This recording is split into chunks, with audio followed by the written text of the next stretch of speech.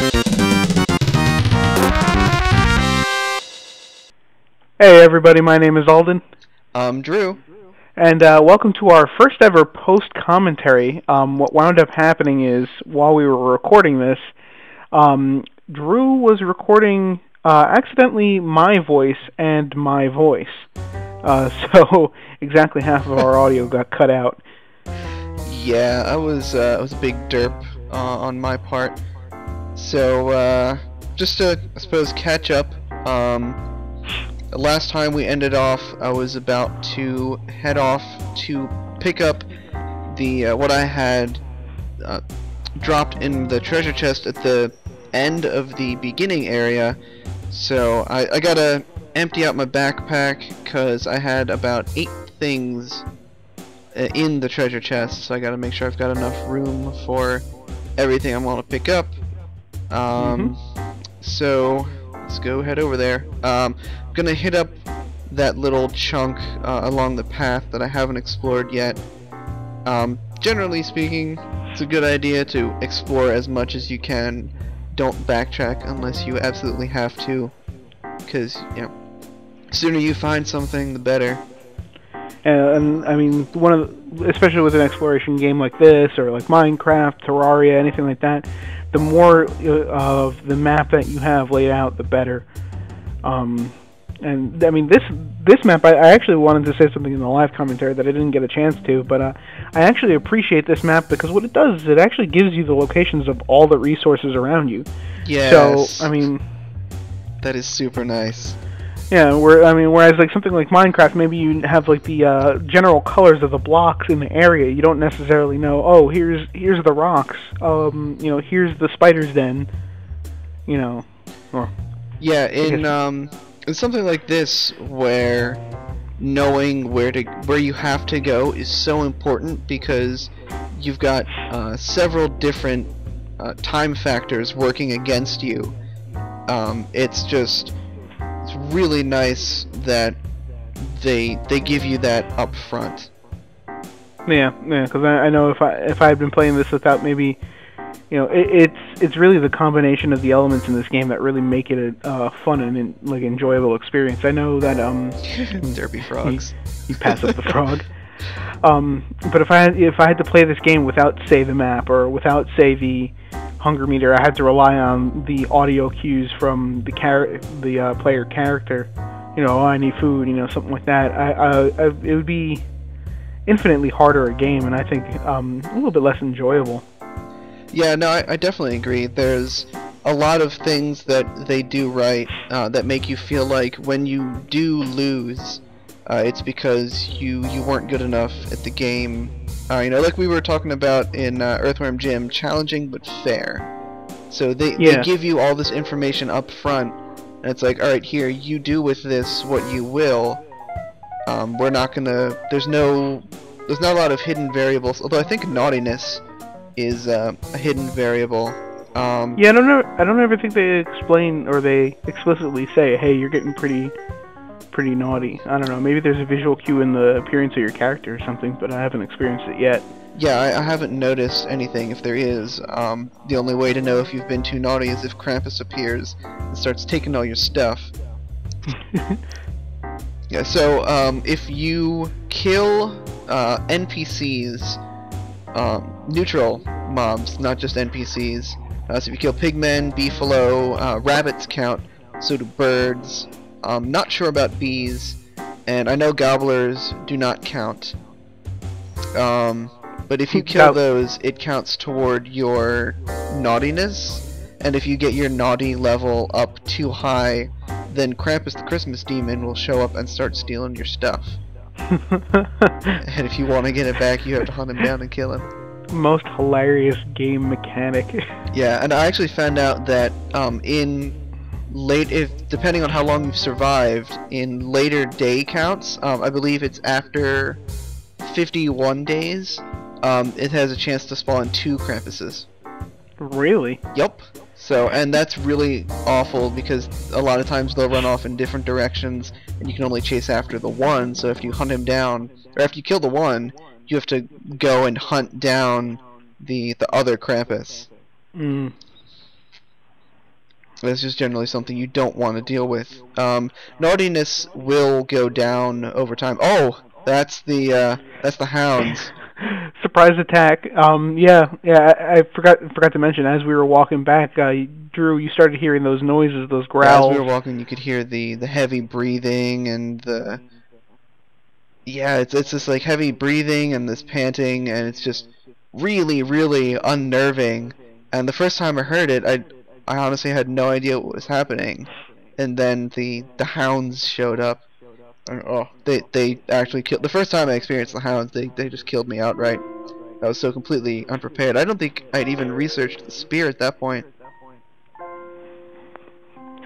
Yeah, I think the first couple of playthroughs that I had, it was just I hadn't had the spear yet, so I was just doing everything with the axe. Yeah, And, which is the awful spear, idea, by the way. If you can avoid it, don't yeah, kill the stuff spear with the axe. the spear definitely makes a difference.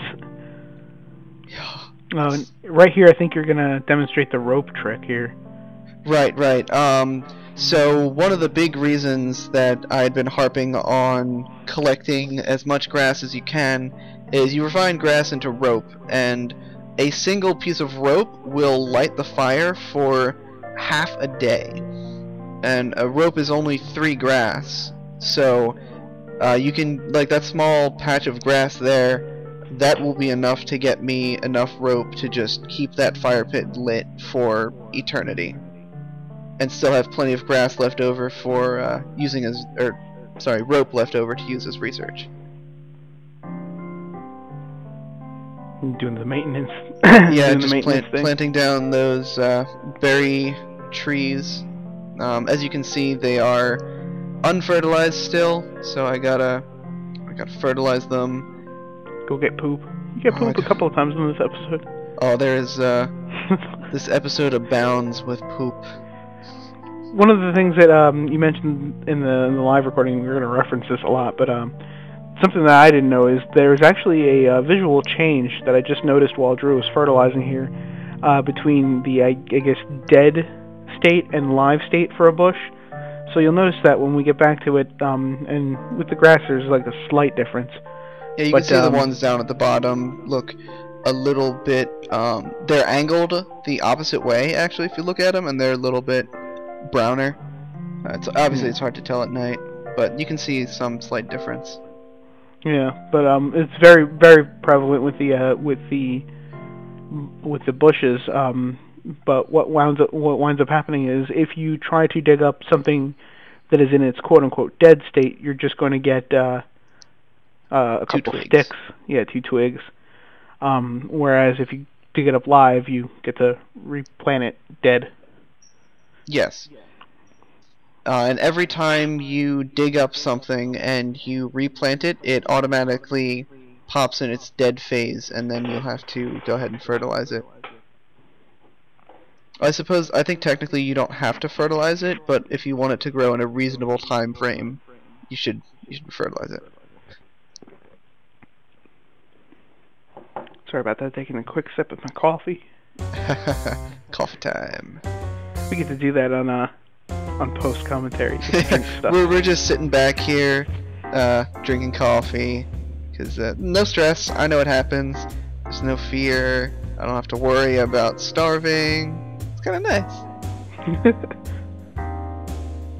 We should do this more often. This is relaxing. Look, could you think about how much infinitely more boring Earthworm Jim would have been done if we'd done it all post. So yeah, I know it's kind of hairy how we're racing against this guy, but don't worry, we win. We'll get him eventually. Don't worry, guys. I'll get Psychro eventually. We'll get there. But this Pinot Noir is just absolutely fantastic.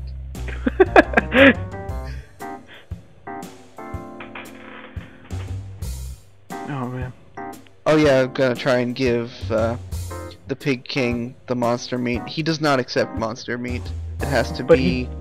actually, I think you can even give him pig meat, ironically enough, and he'll give you gold.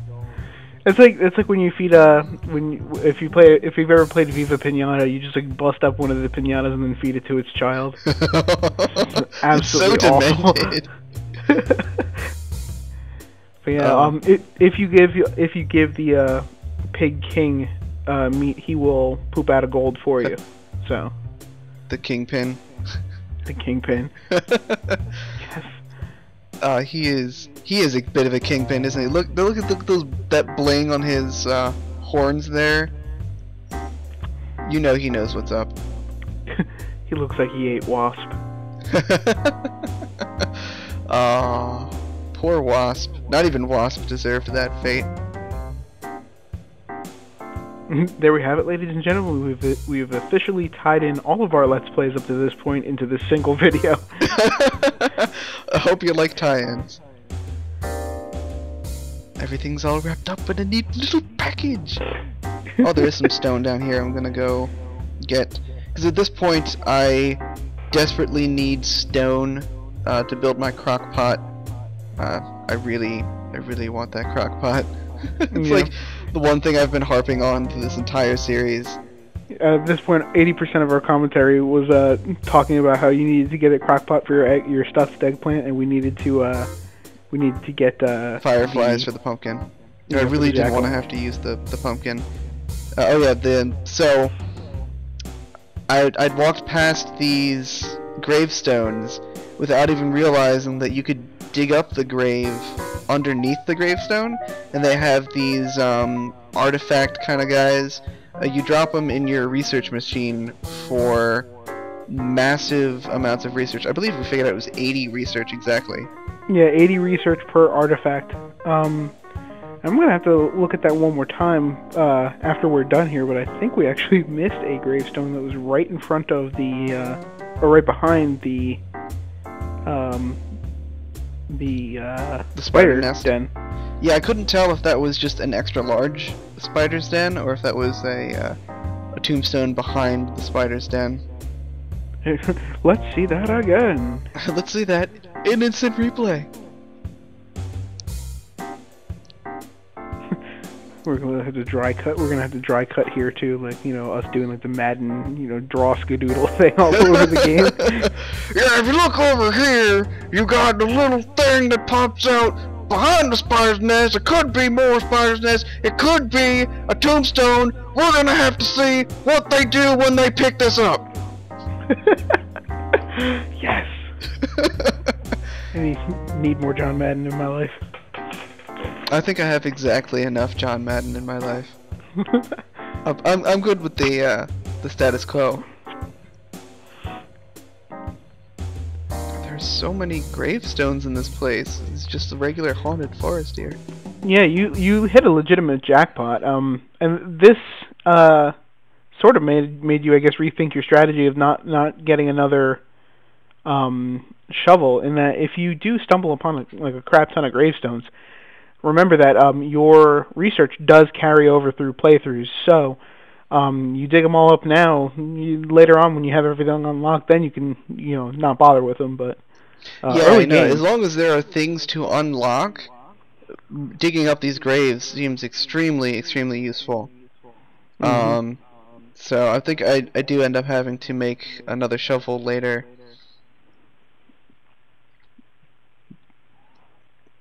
But that's one of the whole research angle, and keeping your research between playthroughs. Even that little piece of stone I missed.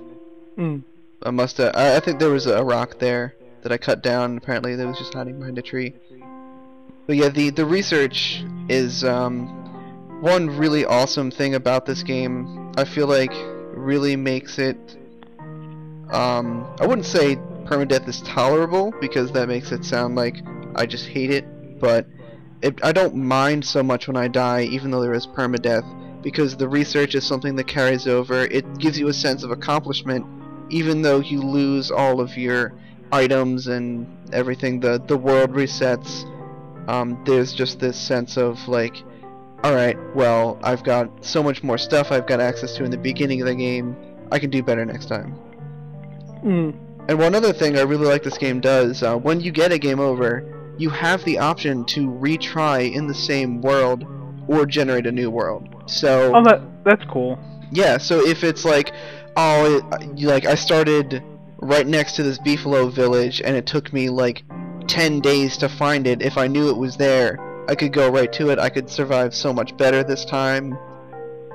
And it's just like, or if you just find a world that you just really like, you don't have to get rid of that. So that, I think that also adds to the sense that, you know, you're not losing absolutely everything. You can remember where things are on the map, and you can, you know, do better next time. Yeah, it gives you that option of just, you know, being able to make the most out of it, because that's one of the things, especially with games that are randomly generated, the Minecraft, the FTL, you know, of course, Don't Starve, and it's not even a bad thing. It's something that I really appreciate, is that every world is completely random. So the first couple minutes, you really have to, you know, kind of take inventory over your surroundings. You know, what you have available to you. And for games like Minecraft and Don't Starve, where you have a hunger meter now, it's sort of like, hey, you really can't, you know, spend all day doing that. You really got to do your thing. So having the ability to say, like, okay, go back to this world that you've already sort of taken a little bit of an inventory to, that's really just adds a whole new level and lets you sort of metagame it. Yeah, So. it really does. So here we demonstrate the research mechanic. You add stuff to your science machine that will destroy the item, but you can see up the top of the screen it bumped me up to 209 little light bulbs, which is your science, and you can use that science to research items. Yeah, so you just got the straw roll there. So now from Yep. now on, you can make a little bed for yourself to advance through the night. Yes. I'm not entirely sure what happens if, like, you build a campfire next to a spider nest and you just kind of go to sleep, or if, like, the hounds are coming. I would have to imagine this game is not quite so forgiving that it would just skip to day. It would probably wake you up when they got to you. I would imagine so. Pigs running after my seeds. Yeah, and that being said, there really isn't any shelter mechanic, is there? No, Like there's you can- no.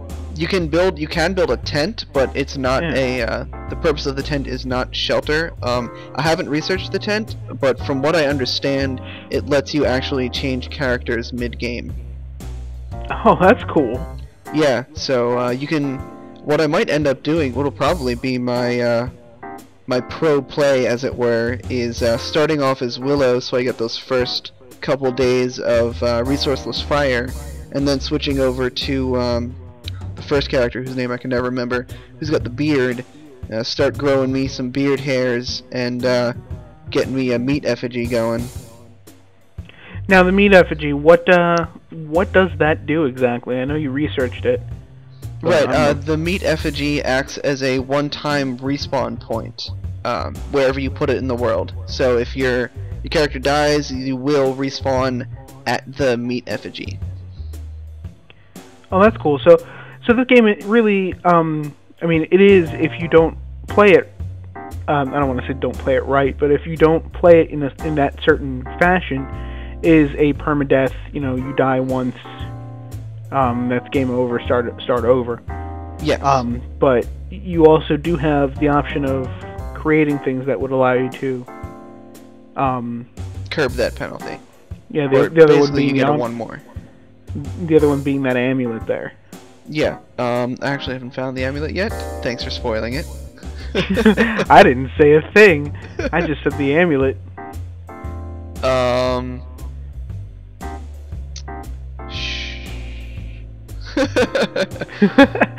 Well then. Yeah, there are a couple ways to get around the whole permadeath thing.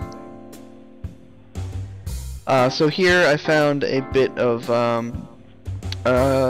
I guess you could call it somewhat of a conjoined twin over there.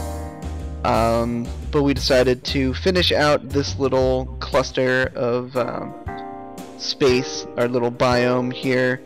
I usually find it's good to just get the entire area all figured out, find out what all's here before you move on to the next spot. It's also nice that it's near camp, so whenever I'm exploring, I'm never too far away. And not only that, I mean, you pick up a couple of resources along the way. It's just a good way to just collect on everything, restock. Yeah. But yeah, I mean, I can't stress this enough. You're in like such a heavily forested area. There's so many trees. Like, I'm just gonna burn all of these pine cones that I keep getting, because there's absolutely no reason for me to ever plant a tree right now.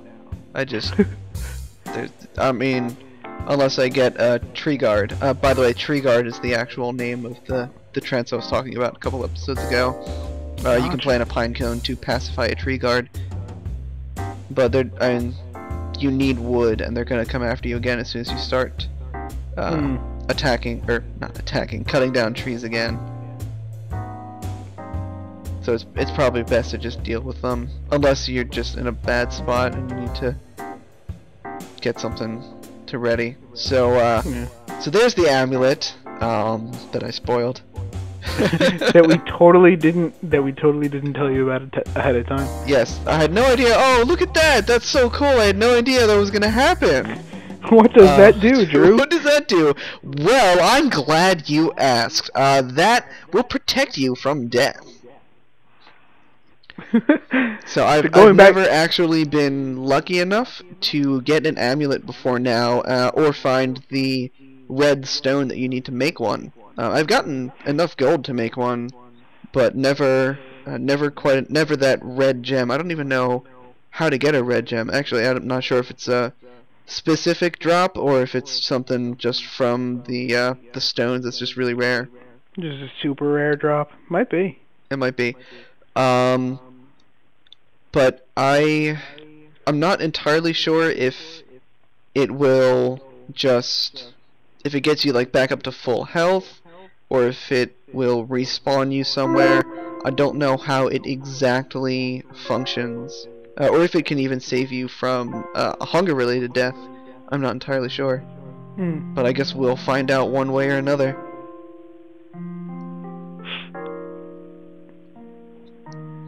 This night, I think this is the one where I think we're going to get a torch, correct? Yes, I'm pretty sure, or I might spend some more time doing these farming here. Eventually I'm going to get fed up and just go looking for fireflies. You know what? It's firefly time. Yeah, actually I'm not sure that it is tonight, but don't worry, we'll get there. It'll happen. Oh yay, berries. Oh the yeah, berry bushes grow back every 3 days, by the way. Same with the grass. We should talk about the gobblers. You did a pretty thorough explanation there in the live. Yeah, so the gobblers, if you just saw at the corner, a gobbler just popped out of the bush. Gobblers, there's a chance that a gobbler will spawn on a berry bush. So while getting your berry farm here is generally a good idea, there's always the chance that you're going to spawn many gobblers, because every bush has a chance to spawn a gobbler. So when you've got a bunch of bushes on a clump like that, you've got a pretty good chance it's going to spawn at least one, probably several gobblers. And the gobblers will attempt to eat all the berries that are on the bushes. And if that weren't bad enough, when a gobbler eats the berries off of your bush, it actually takes an extra day for the berries to regrow than if you had picked it. There's also a penalty for picking berries that aren't completely ripe. That is the same extra day penalty. Yeah. So right here I'm just gonna make some more rope, just convert some of that grass, get it out of my inventory, just plop some research in. It's never a particularly bad idea to just throw in some research, because you never know when something awful is going to happen and you're just going to lose everything and wish that you had done more research when you had the chance. gonna do a quick little thing to satisfy my curiosity. But I'm gonna look that amulet up and see exactly what it does. Yeah, go ahead and do that. Amulet. What Oh, derp, I need to plant those seeds before I leave, don't I? You probably do. What I need mad amulet stones for go those on? guys. I'm sorry? Where does the amulet fall under? Magic, I believe. Magic. Ah, yes.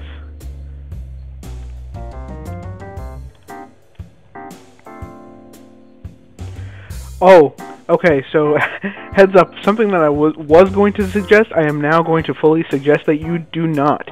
Oh. Researching an amulet with a science machine may potentially crash the game, so saith the wiki, so don't do it.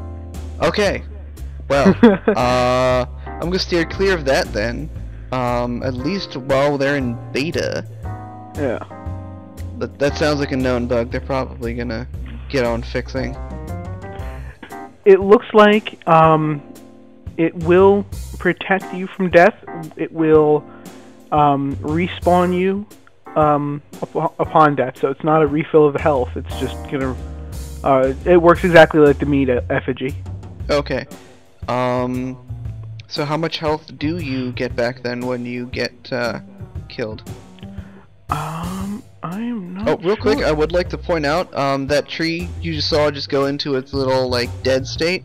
The trees actually have this whole like life cycle going on where full-grown trees will turn into that dead state, and eventually they will poof back out and turn into gatherable trees again.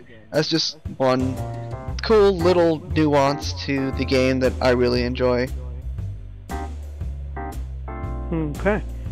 So saith the wiki, the amulet will revive you at full health, but not full hunger.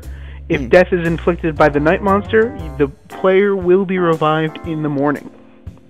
Okay, so it's nice that they're not just going to revive you and then have you die straight again to the night. I feel like we completely skipped over that. I don't know if we've talked about the night monster at all yet. I somewhat in the very beginning when I was demoing off Willow's ability to light fires in the middle of the night, you will take a lot of damage in a very short amount of time if you spend time in the night without a fire. Or without light, I should say. Yeah.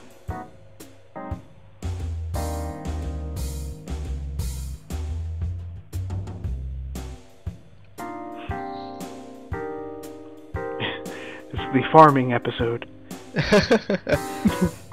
Oh, that's right. I just figured out that seeds restore exactly 4 hunger. So, you know, if seeds are a pretty good source of food in and of themselves in an emergency, I always like to keep my seeds with me, even though I could just leave them back at the farm plot, just because I like that little bit of reassurance that I've got, you know, 40 times 4, so that's like what, 160 hunger right there that I'm just sitting on, so I'm never in huge danger of starving. But if you can avoid it, I would recommend using them on your farm plot.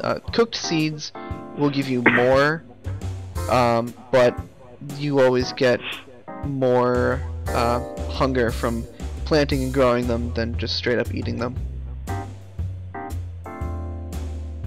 Although if you need health, there's the chance that they will grow carrots, which don't restore health at all. Mm-hmm.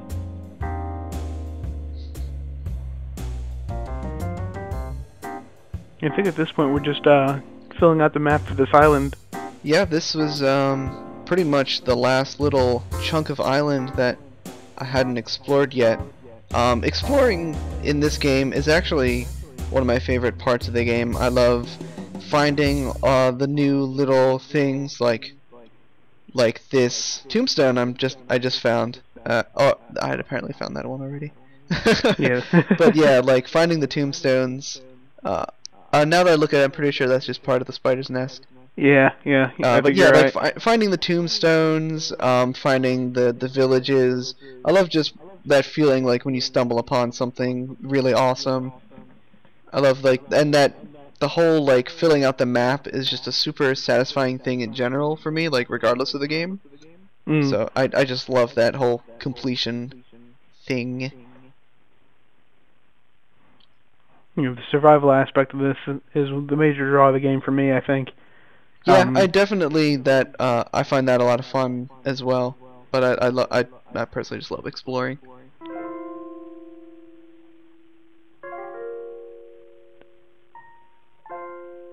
Poor fireflies. Someday. One day. One day Not soon. today. Not today.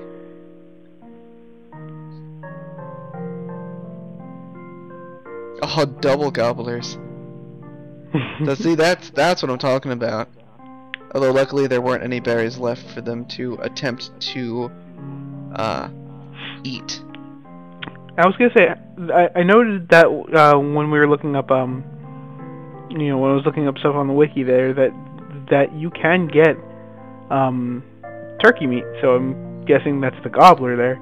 Yes, I have yet to actually successfully kill a gobbler. Now right here I'm just cooking some seeds because I needed health and we wanted to find out exactly how much more. It goes from 4 to 8, so it's a notable increase, but I still don't think it's enough to warrant eating the seeds straight up. But yeah, back to the gobblers. I've not actually successfully killed a gobbler. Supposedly you can chase them down to the water's edge and corner them there. You also can unlock several different kinds of dart guns later on that will let you kill the gobblers.